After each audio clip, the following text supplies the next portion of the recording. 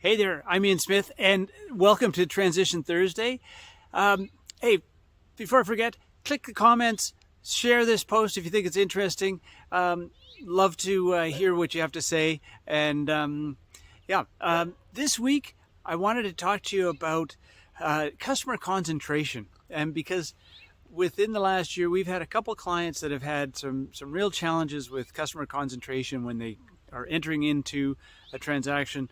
And unfortunately, in the transactions, they've had challenges with those key customers that have been so important to their business in growing their business over the last decade in some cases, or in one of the cases.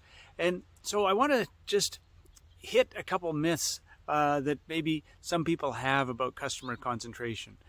Because a lot of business owners think that having a large, solid client is a great thing. And yes, in many cases it is. I've heard, hey, we've had this client for 10 years. They love us. We can't do, they wouldn't ever go anywhere else.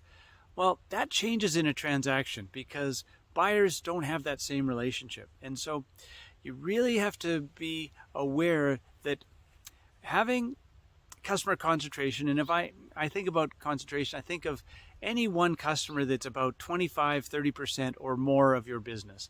That to me is a major part of your business, and losing that particular customer can have dramatic effects on the business itself.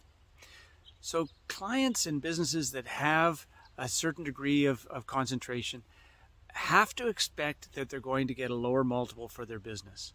It's in my experience of selling businesses for 25 years, it just seems to happen all the time, and there's lots of logical reasons for that.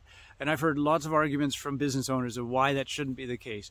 But the reality is that buyers view companies with concentration as more risky than those that have a more diversified customer base.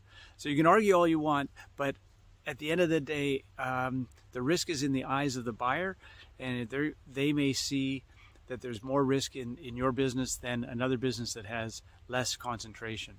So what to do? Start working on diversifying your customer base, your supplier base as well. It's not just customers, but suppliers. Because what I've found is when we've had clients that have lost a major client or customer, they get on the phone and start, they get their sales team together. And Marley's got her boyfriend next door. She's excited to see the golden lab next door. They get on the phone, they start making calls, they find new customers because they're forced to.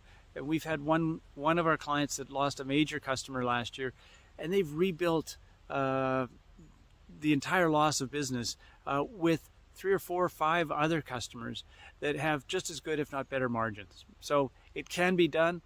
You need the right energy and approach, I think, to really make the effort when you're comfortable with the customers that you've got. So that was my thoughts for the day. I wanted to keep it short today, but hey, we're having great weather on the West Coast after a very cold and wet April and cold start to May, and can't complain at the moment. We've got a long weekend coming up this weekend in Vancouver in Canada. I think it's Queen Victoria's 200th 206th birthday or something. So we still celebrate that. Anyway, thank you all. Have a great weekend, and I'll talk to you next week. Bye.